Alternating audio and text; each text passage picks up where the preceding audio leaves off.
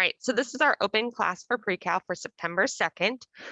Some things, today's due date for notes. So I need you guys to make sure you get them turned into Canvas. I cannot unlock your exam until you turn in your notes. If you do your notes on both sides of your paper, so some of you guys are doing notes just on line paper, perfectly fine. And when you flip it over, you're still seeing it's one page, but when you turn it in, it's 2 pages because you have to take a picture of both sides or scan both sides. So you need to have your name, date, and ID number on both sides.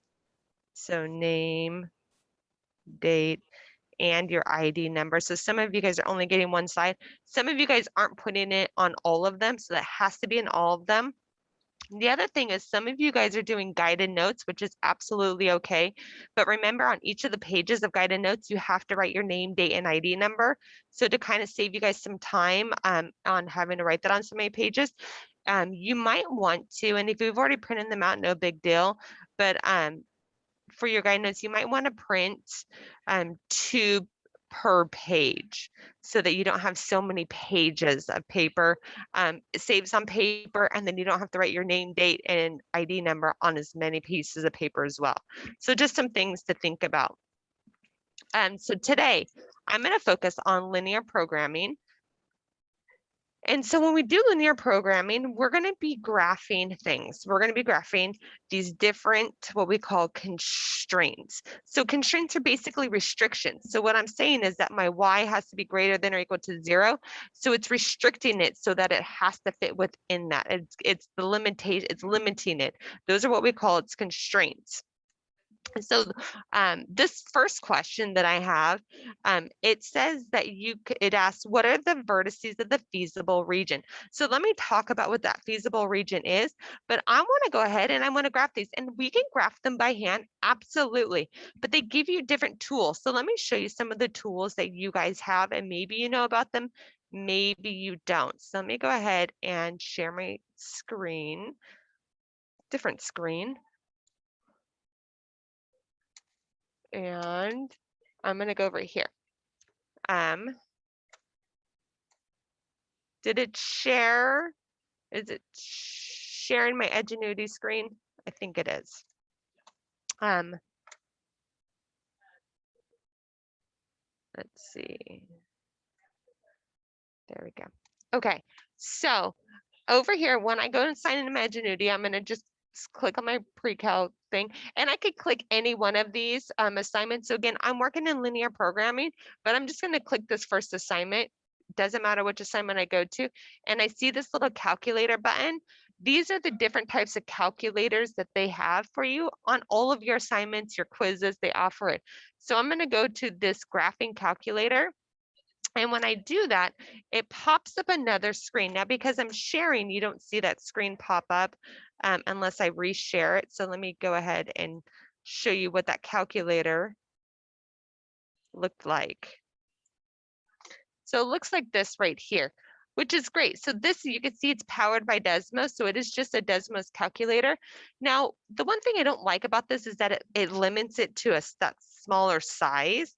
So more often than not, instead of going and using the calculator here, I like to go ahead and I go to the calculator. I just go to straight Desmos. I go over here to my Desmos, and I would just type in my Google search Desmos, and it will come up with the Desmos stuff, and I click the graphing calculator. So it's the same calculator. It's the same, like the keyboard's the same, but it's just a bigger screen. I think it's easier to use and look at. Personal preference, but they're both powered by Desmos. They're both Desmos created. So for that first problem, I had a list of 4 constraints. So what I would do over here is I would go ahead and I would type in the constraints. I don't have to even do any of the actual graphing myself. So I'm going to do my 2x plus, the first one is 2x plus 3y, whoops, don't want to do capital, and is greater than or equal to 12. And look, you can see it shades it in for me. It's a solid line because it's equal to. And then I could go ahead and hit enter, and I'm going to go ahead and type my next constraint, which was 5x plus 2y is greater than or equal to 15. So you can see how nice is that they're changing colors for the different equations. Notice how they're over here, and you can see which line matches up with what. I also have x is greater than or equal to 0, and I have y is greater than or equal to 0. So those are going to be my 4 constraints that I was given for that first example. Now the question says, what is the feasible area? Now that feasible area, what we call that feasible area, is the area where they are all overlapping. And so if I look here, I can see that it's in this region all in here.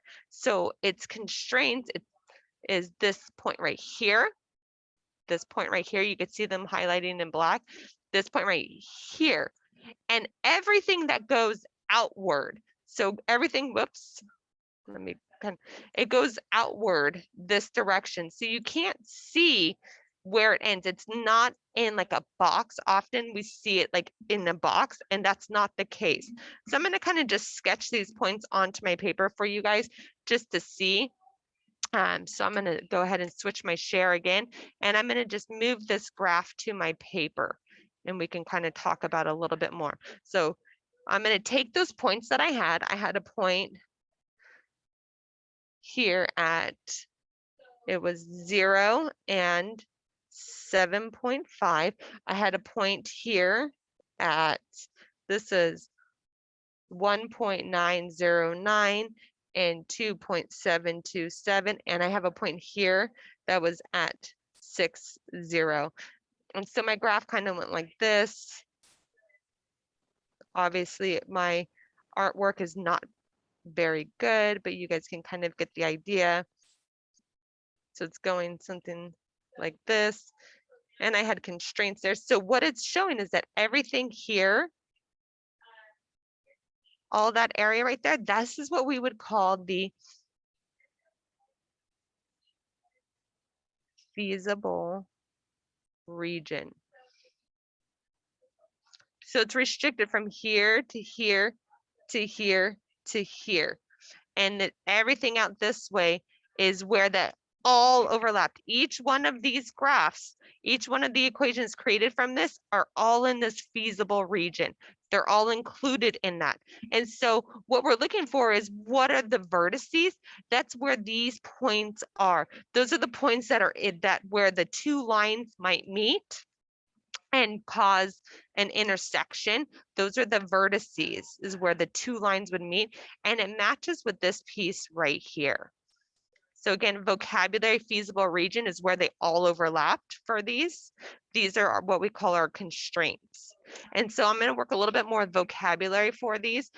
So these are actually not too bad because you can just graph them, but it's knowing what are you looking for is sometimes the problem. So looking at my next example, these are great problems because it has all the different pieces that you need for linear programming.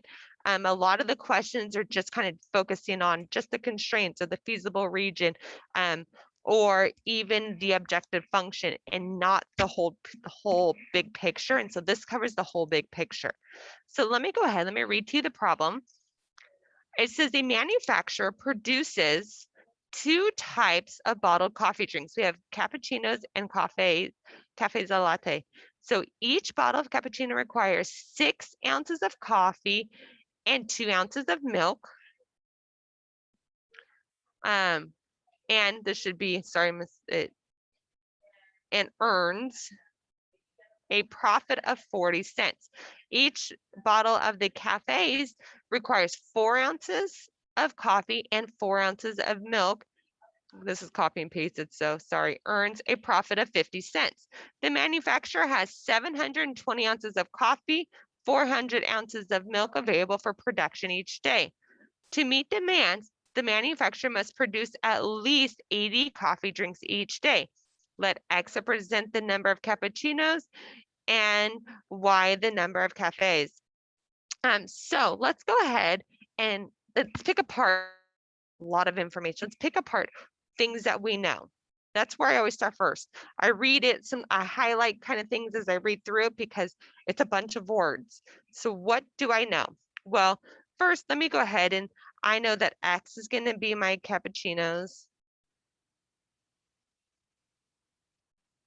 I know Y is going to be my cafes. I'm going to just shorthand that. Okay, so what are some things I know? I know I have two types, X and Y. They told me what my X and Y were going to be, so I know I'm using those two variables. I know that the cappuccinos required 6 ounces of coffee, 2 ounces of milk. So that's this piece and this piece. I know that I'll come back to that profit. I know that my cafes required 4 ounces of coffee and 4 ounces of milk. So I talked about this piece and this piece. Okay. What else do I know? I know that these are going to make a profit of 40 cents. These ones, you're going to make a profit of 50 cents. So I'm just kind of grouping my information together. The manufacturer has 720 ounces of coffee and 4 ounces of milk available. That's the most I can use. I can't use 800 ounces of coffee because they don't have it. So the max coffee that I can use is going to be 720 ounces, and the max milk I can use is going to be my 400 ounces. So I've used this piece, I've used this piece. To meet demands, the manufacturer must produce at least 80 coffee drinks. So I want at least 80 coffee drinks or 80 cappuccinos and my cafes. So I need to have at least 80 of both of those. Okay, well, how do I figure out how many I want to be cappuccinos versus how many I want to be my cafe latte? Because I want to make the most amount of money. So if I only make cappuccinos, which are the cheaper ones, am I wasting money? Do I have enough product because it takes so much more coffee than milk? Like, so my goal of this, and the reason why we do linear programming is because we want to maximize what we have for the maximum profit. So once I kind of figure out my information, I want to figure out what my constraints are. What are my restrictions? So I know that the number of cappuccinos I make has to be greater than or equal to 0, because I can't make if I don't make any cappuccinos, then it's 0, but I'm not going to be making a negative amount of them. I can't have any negative amounts. If I make none, if I do nothing, I would have 0, but I would never have a -1 cappuccinos. So that's why this first restraint comes in, and that also would be the same for my cafes as well. So those are 2 constraints, and those are often the constraints that we forget about. So always, if we're going to be making socks, like you can't have a negative pair of socks made, you just would have none. So things to think about. Then I look at some of the other pieces. I know I need to have at least 80 drinks a day. So the number of cappuccinos and the number of cafes together has to be greater than or equal to 80. I need at least 80 or more. The next thing I have is I know that for my coffee,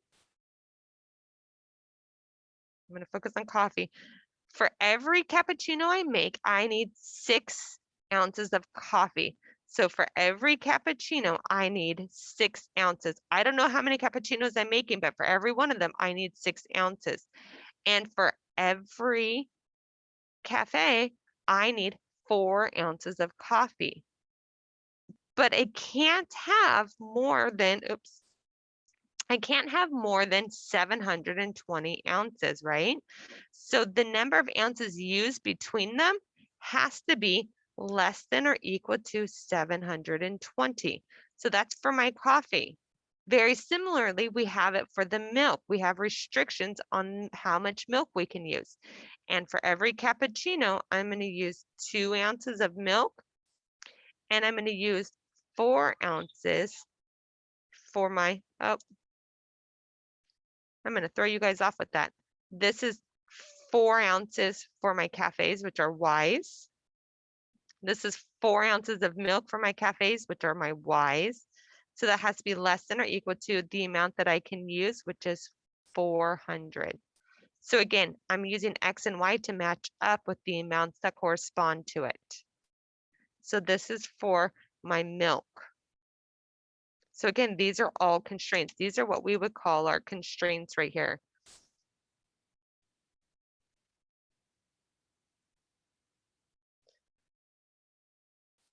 So these are our constraints. Now I want to know how much to use of each. How many do I want to be my cafes? How many cappuccinos do I want? And our objective function, the vocabulary, our objective function is what's going to give us our max profit. So we can maximize our earnings. That's our goal in business, is to maximize that profit. So how do I figure out what that objective function is? How do I figure out how to figure out my maximum profit, right?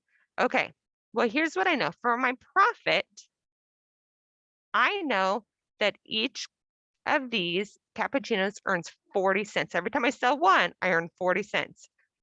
When we sell a cafe, I earn 50 cents. I don't know how many cappuccinos I sell, but I know for each one, I get 40 cents. And I know for each cafe, I earn 50 cents. This is how we figure out our max profit. This is what they call that objective function, vocabulary. So these problems have a lot of steps. Not very many of them do you have to do everything, but get the information first. What are your constraints? Then we need to look at our objective function. Once I figure that out, and I don't know why I keep writing X's here. I'm just getting carried away with my X's. I said at cafes, I still wrote X's. So be careful of that. So when I want to figure out my max profit, I need to figure out what my feasible region is. So I'm going to go ahead and I'm going to graph my constraints. So I'm going to graph my constraints. I'm going to go to my Desmos. This is from the last problem. So I have my X and Y already in there. I'm going to leave those in because those are part of my new constraints. I also have X plus Y was greater than or equal to 80.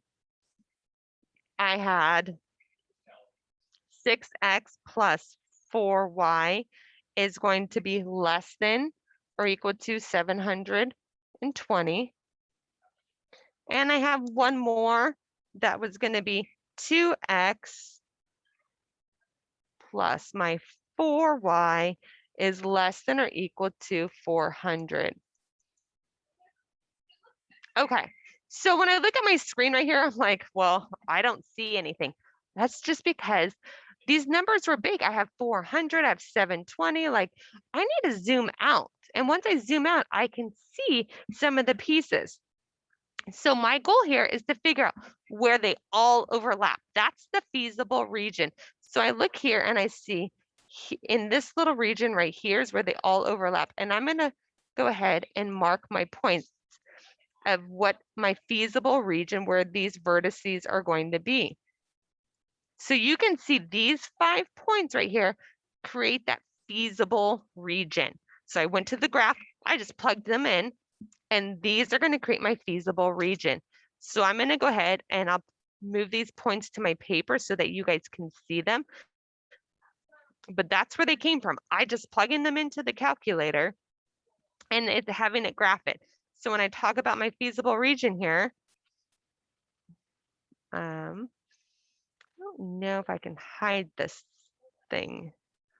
I probably can. I just don't know how to. Oh, maybe this button right here. There we go. Okay, so my feasible region, again, This is just from that graph that I did. So I had this point 0, 100. I have this point here, which was 0, 80. I don't have to redraw it. Like on my paper, I could take these points, but I'm just doing this just to show you guys.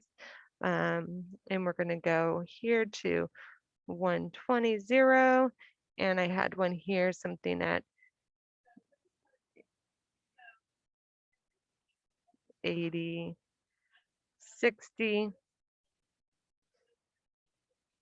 So again, this is where my constraints all overlapped, and this is what we call that feasible region. So the first problem, the feasible region wasn't bounded. This one is bounded. Most of the time when we're solving these kind of problems, it will always be a bounded region. Okay, haven't answered the question. How am I going to make my max profit? How many cappuccinos do I want to sell and how many cafes do I want to sell? Well, here's how I solve that. Here's the final piece of this problem is I take each one of my points here, my 0 and 100, and I plug it in to see what would the profit be. So this is my X and my Y coordinate. So my profit for this would be my 0.4 times 0 plus my 0.5 times my 100. And that would give me a value of 50, which is $50. I would make $50. So this would just be 0.5 times 100 is going to be 50. So, and then I would plug in my next point. So then I would go to 80, 0, 80, sorry. So P is equal to my X and Y value. So it's going to be 0.4 times 0, which is just 0, plus my 0.5 times 80, which is going to be a value of 40. So it's just $40. So far, this is how I'm going to make more money, right? If I sell 0, this is saying I sell 0 cappuccinos and 100 cafes. So my next one would be 80, 60. It doesn't matter which order you go in. So P would be then, this would be 0.4 times 80 plus 0.5 times 60. And that's going to give me $62. I'm going to go down my list. I have 80. So I need to check it for each one of these points, every one. So it's going to be 0.4 times 80 plus this is going to be 0.5 times 0, which is easy. It's just 0 there. So this is going to be $32. And this is going to be 120. 0. So P is going to be 0.4 times my 120 plus 0.5 times my 0, which is just going to be 48. So I want to see, where am I going to make the most money? Well, right here is where I'm going to make the most money. So it's this corner right here. So what does that mean? My X is saying my number of cappuccinos. My Y is the number of cafes. So for a max profit,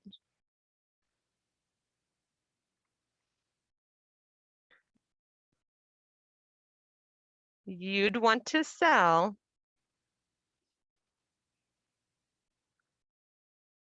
80 cappuccinos and 60 cafe latte. I know it's a lot of work for that. And you do have to test each one of these to see. Sometimes it'll only be 4 points, there could be 3 points, so just depending on what it is. So that means that you would have enough milk and coffee to make this money because that's within the constraints.